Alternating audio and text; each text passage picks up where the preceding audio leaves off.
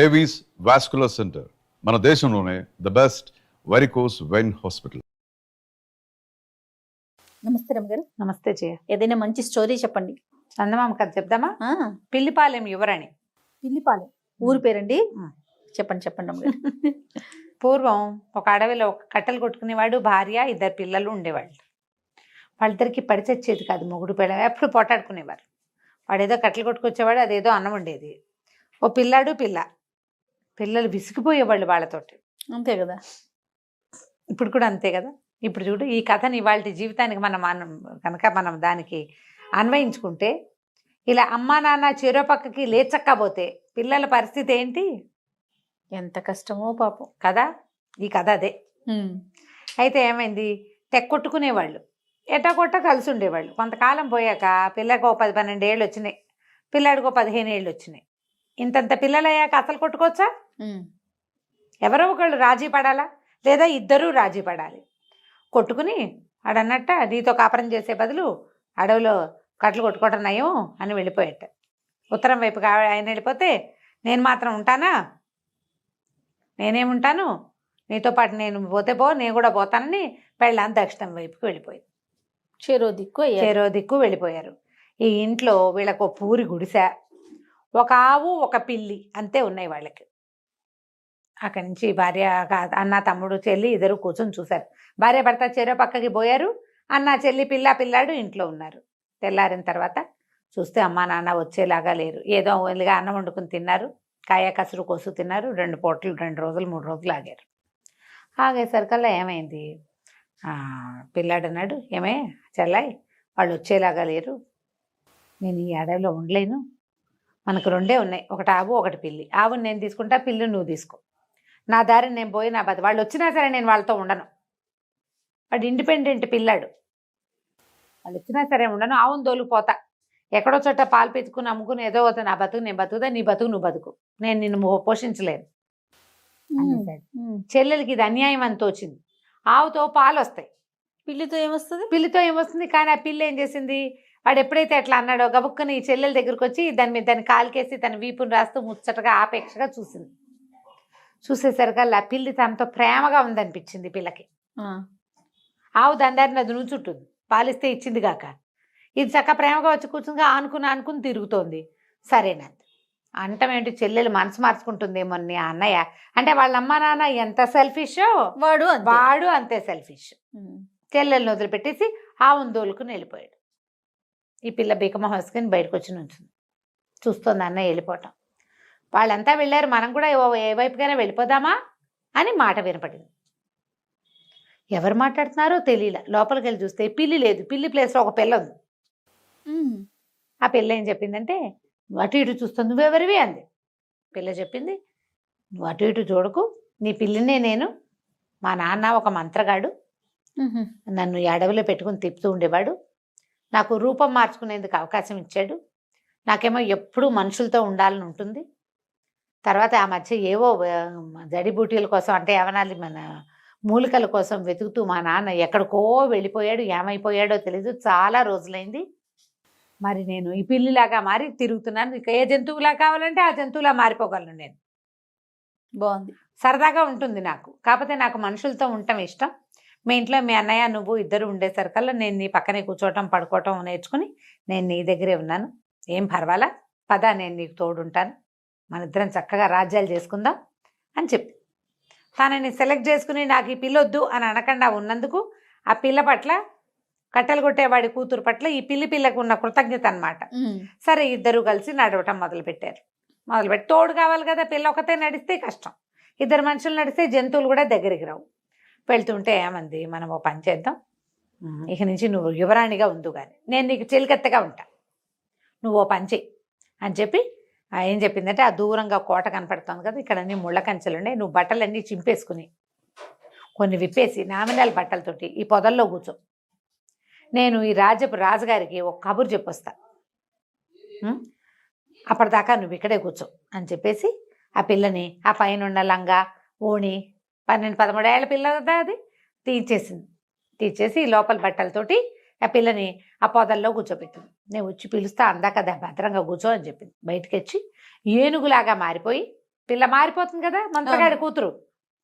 కట్టెలు కొట్టేవాడి కూతురేమో పొదల్లో కూర్చుంది, మంత్రగాడి కూతురేమో ఏనుగులా మారిపోయి పడతొక్కేసింది ఆ చుట్టూతో వాతావరణం అంతా, నేలంతా తొక్కేసేసి మళ్ళీ పిల్లగా మారిపోయి ఆ రాజుగారి కోట దగ్గరికి నడుచుకుంటూ పోయింది.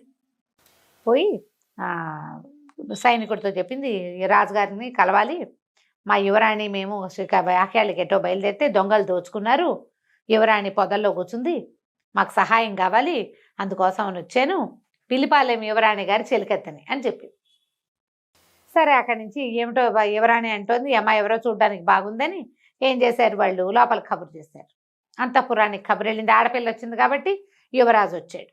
ఏమిటి అంటే, పిలిపాలెం యువరాణి గారండి, మేమేమో ఎక్కడికో బయలుదేరేసరికి దొంగలు దోచుకున్నారు, చాలా అతి కష్టం మీద పారిపోయాం, మా జనం అంతా కకావికలై పారిపోయారు, ఎవరెటు పోయారో తెలీదు, నేను యువరాణి మిగిలిపోయాం, వాళ్ళు బట్టలు లాగేశారు, ఈ లోపల మేము వీరోచితంగా యుద్ధం చేసి తరిమేశాము, పిల్ల మాత్రం మా యువరాణి మాత్రం పొదల్లో ఉండిపోయింది, సహాయం చేయండి అంటే రాణింది, అయ్యో అయ్యో యువరాణిట ఆడపిల్ల అట ఎట్టా పొదల్లో ఉంటుంది, సరే కొన్ని బట్టలు తీసుకెళ్ళండి, రాజోచితమైన బట్టలు తీసుకెళ్ళండి, నువ్వు వెళ్ళి మాట్లాడిరా అని కొడుకునిచ్చి పంపించు. యువరాజు వచ్చి చూసి, అబ్బో ఇదేదో చాలా పెద్ద యుద్ధం జరిగింది నాడు, ఏనుగు తొక్కేసింది కదా, ఏనుగు తొక్కిడేటా ఉంటుంది, చాలా పెద్ద యుద్ధం జరిగింది, బోళంత పెద్ద యుద్ధం జరిగిందండి, మా వాళ్ళు కొంతమంది చనిపోయారు కూడా, మిగిలిన వాళ్ళు వాళ్ళని మోసుకుపోయారు అన్నది. సరే బట్టలు తీసుకెళ్ళి యువరాణి, ఈ అమ్మాయి ఏం చేసింది, మీరు ఇక్కడ ఉండండి నేను వెళ్తానని బట్టలు పుచ్చుకుని ఆ పొదల లోపలికి వెళ్ళి అక్క అక్క అని కేకేసి బట్టలు వేసేసుకో అని చెప్పి మంచి బట్టలు తొడిగించింది. పిల్ల కొంచెం చూడ్డానికి బాగుంటుంది, 13 ఏళ్ల పిల్ల అంటే కొంచెం ఉన్నబడిపోయింది అప్పటికే పిల్ల. బట్టలు వేసేసుకో, నువ్వెవరైనా అడిగితే పిల్లిపాలెం యువరాణిని చెప్పు. కట్టెలు కొట్టేవాడి కూతురి భయం వేసింది, అమ్మో యువరాణిలాగా ఉండటం ఏమిటే నీ దుంపదేగా, నాకు తెలీదే అట్లా ఎట్లా ఉండాలంటే, ఏం పర్వాలా నువ్వు ఎలా ఉంటే అలా ఉంటే, మా ఊళ్ళో అంతే అని చెప్పు, పిల్లిపాలెంలో అంతే అనాలి అని చెప్పింది. అంతే. అక్కడి నుంచి బయటికి తీసుకొచ్చింది. యువరాజు ఆశ్చర్యపడిపోయి, ఎంత బాగుంది అని, ఇంతకీ మీరు ఎక్కడికి బయలుదేరారు అనగానే పిల్ల ఏడవటం మొదలుపెట్టింది. ఎక్కడికి బయలుదేరారో ఏం చెప్తుంది, వెంటనే ఈ చెలికెత్తుందిగా మంత్రగాడి కూతురు, అది అందుకొని, ఇప్పుడు ఏం అడగద్దండి, చాలా డిస్టర్బ్ అయిపోయింది యువరాణి, దిగులు పడిపోతుంది, అసలు ఇంటికి వెళ్ళే దారి కూడా ఆవిడే మర్చిపోయింది, నేను మర్చిపోయాను, కొద్ది రోజులు స్థిమితపడినవ్వండి, నేను నిదానంగా కనుక్కుంటాను, నేను చెప్తాను మీకు అన్నది. అనగానే ఈయన ఏం చేశాడు, ఓ పల్లకి తీసుకొచ్చారు, యువరాణిని అందులో కూర్చోబెట్టారు, మంత్రగాడి కూతురు చెలికెత్త కదా పక్కన నడుచుకుంటూ పోయింది. ఊరు లోపలికి వెళ్ళారు. వెళ్ళిన తర్వాత సరే కొంచెం ఈ అమ్మాయి పద్ధతులు కొన్ని వాళ్ళవి వింతగా ఉండేవి, మా ఊళ్ళో అంతే అనేది. ఈ అమ్మాయి నిజంగా సుకుమారి అవునా కాదా అనేవి తెలుసుకోవడం కోసం ఈ పిల్ల ఈ విధంగా దీనికి రకరకాల పరీక్షలు పెట్టారు వాళ్ళు. ఈ మంత్రగాడి కూతురు ఉంది కదా, అది ఈగలాగానో దోమలాగానో పీలికలాగానో ఎలాగోలాగా చిలకలాగానో మారి యువరాణి చుట్టుపక్కలే ఉంటూ కాపాడు, ఇగో అది తినబోక, అది రాణులు తినేది కాదు అని చెప్తుంది అనమాట. ఒక స్వీట్లు చేశారు, అది ఇక్కడ అంటే కొంతమంది రాజులు తినకూడని పదార్థాలు కొన్ని ఉంటాయి కదా, ఆ పిల్ల అవి తినేది కాదు, ఇది చిలక రూపంలో కూర్చుని అది తినద్దు అని దీనికి వినపడేలాగా చెప్పేసేది. ఇంకా వస్తువు తినకుండా ఉండేది. యువరాణి లక్షణాలు కనపడుతున్నాయి. ఓసారి ఏం చేశారు, ఒక పూచిక పుల్లని పరుపు కింద పెట్టారు. మర్నాడు పొద్దున్నే రాణిగారు అడిగింది, అమ్మ రాత్రి నిద్ర బాగా పట్టిందంటే, ఏమోనండి మంచ కింద పరుపు కింద ఏదో రోకలి బండ ఉన్నట్టుంది, ఎంత గుచ్చుకుందో, ఆ పక్కకి ఈ పక్కకి పడిపోతూనే ఉన్నాను, రాత్రి అంతా నిద్రే పట్టలేదంటుంది. అమ్మో పిల్ల చాలా సుకుమారి, యువరాణులు అలా ఉంటారు. అట్లా మెల్లిగా ఫిక్స్ అయింది. కొంచెం అమ్మాయి నవ్వుతూ మామూలుగా మాట్లాడుతుండేసరికి మీ ఊరు ఎక్కడ అని పీడించడం మొదలుపెట్టారు. అడుగుతారు కదా, అడిగేసరికి ఈ అమ్మాయేమో ఒకరోజు ఏడ్చింది. ఆ పిల్ల మంత్రగాడి కూతురు దగ్గర, వస్తే ఇట్లా చేసావు, వీళ్ళేమో మీ ఊరు ఎక్కడ, మీ కోట ఎక్కడ, మీ కోట ఉందా పదా మీ కోటకు అంటున్నారే, ఇప్పుడు ఎట్లాగే అంటే, ఏం పర్వాలా మన కోట కూడా ఒకటి ఏర్పాటు చేస్తాను, 2 రోజులు భద్రంగా ఉండు, అలవాటు అయింది కదా ఉండు, నేను చూసొస్తానండి. అది పోయింది అటు ఇటు, అది చిలకలాగా మారి అటు ఇటు వెతుక్కుంటూ వెళ్తే ఈ ఊరికి రాజుగారి కోటకి ఒక 5 ఆమడల దూరంలో ఒక పురాతనమైన కోట ఒకటి ఉంది. దాని చుట్టూ అన్ని పల్లెటూళ్ళు ఉన్నాయి. ఈ కోటలో ఏంటంటే రాజులు ఎప్పుడో పోయారు, పాడుపడింది కోట, కొంచెం పాతబడింది, పాడు కాదు పాతబడిపోయింది. ఎవరూ లేకపోయేసరికల్లా ఆ కోటలో ఒక రాక్షసి దాన్ని ఆకట్టుకుని ఉంది. అదేంటంటే రాత్రిళ్ళు అక్కడ ఉంటుంది, పగళ్ళు ఉండదు. బయటికి వెళ్ళేటప్పుడు తలుపు వేసుకెళ్తుంది, తన తలుపు తీసుకుని లోపలికి వచ్చి తెచ్చుకున్న పదార్థాలు పెట్టు తిని తెల్లవార్లు పగలల్లా పడుకుంటుంది. రాత్రి అయ్యేసరికి బయటకు వెళ్తుంది. 2 పూటలు అక్కడ కాపలా కాసి ఈ చిలక రూపంలో ఉన్న ఈ మన మంత్రగాడి కూతురు ఈ కథ అంతా తెలుసుకొని ఏం చేస్తుంది, ఎప్పుడైతే ఈ రాక్షసి బయటికి వెళ్ళిందో అది లోపలికి పోయి ఆ గడి లోపల నుంచి వేసేసుకుంది. తెల్లవారుజాము అయ్యేసరికల్లా రాక్షసి ఆహారం తెచ్చుకుంటుంది. దానికి ఎండ పడదు. ఓహో. పగలు నిద్రపోపైనా ఈ లోపల ఉంటుంది, ఎండ రాకుండా చూసుకుని ఉంటుంది అనమాట.